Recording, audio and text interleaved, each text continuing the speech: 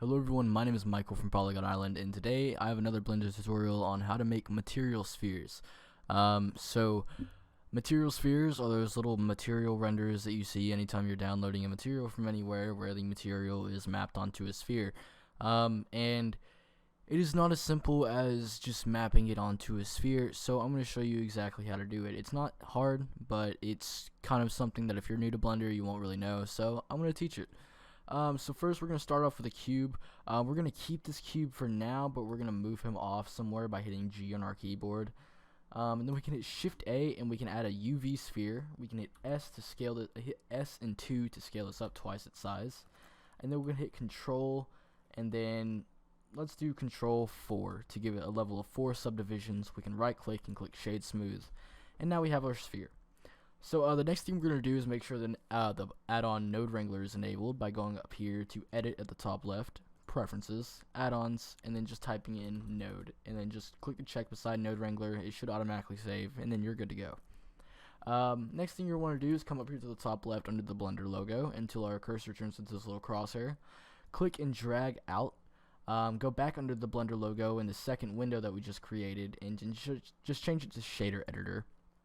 And once we're in Shader Editor, we can go ahead and hit N on our keyboard to open and close this little toolbar. We're not going to need it for now, so we're just going to keep it closed. We can click New up here to create a new material, and then we'll have this Principled BSDF. We're going to keep this. This is basically the master shader for Blender, all in one. You have a ton of different BSDFs you can choose from, a ton of different shaders, but you can pretty much make most of them with the Principled BSDF anyway. But we're going to keep this, and now here's where the Node Wrangler parts comes in handy.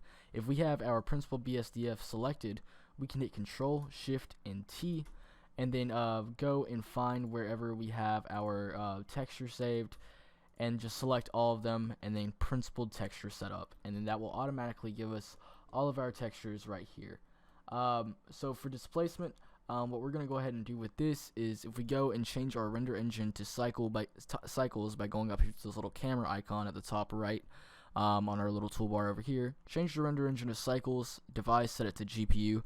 If this is grayed out, go back up here to edit, preferences, this time go to system, and then under whichever one of these tabs should be your graphics card, and you can enable that. But once we have that, we can go down to our material tab, and then scroll all the way down until you get to the settings tab, and then under the surface displacement, change this to displacement and bump. This will just give us our displacement texture. It'll make it actually work. We can go ahead and reduce the scale to something like 0.1 for now, and then if we go into our rendered view, what we can see is this might need to be even lower, maybe something like, yeah, but we can see that our texture is on here, but it is very warped. You can see that there is very obvious stretching around this sphere, and especially up here at the poles, it's kind of doing some crazy thing up here.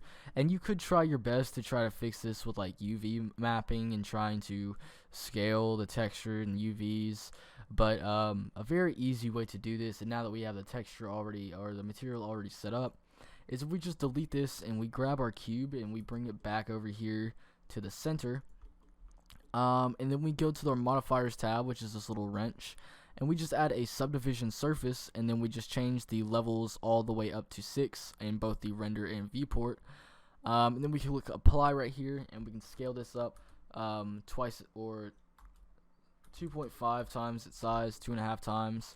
And to get rid of this little like faceting face effect right here, we can right click and click Shade Smooth. That'll get rid of that.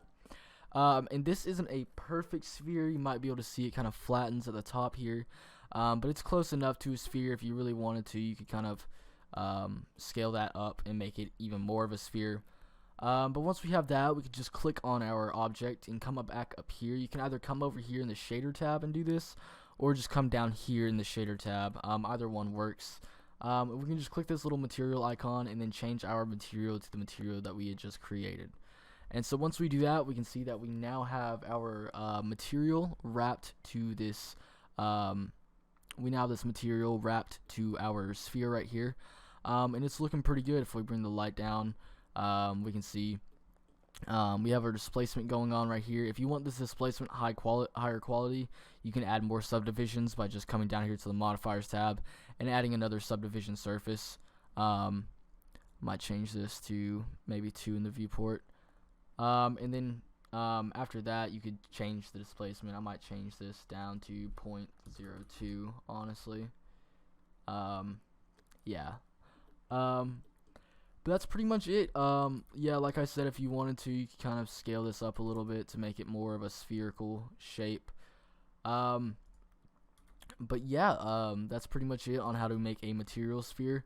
Now you can see at the poles up here, we don't have that weird effect going on because the geometry is all spread evenly throughout here. And for reference, if we go back to solid mode and we add a not icosphere, if we add a UV sphere and just bring it over, we can see that at the top, you can kind of see it here, but if we go to edit mode, we can see that's why the texture originally did that in the first place. It's just because of the geometry of the sphere. And if we subdivide it, that doesn't really help. Even if we apply the modifier, we can see we still have that weird effect at the top. But making a cube out of a sphere, or making a sphere out of a cube, we do not have that. So I'm gonna go ahead and apply this. But if we go into rendered right here,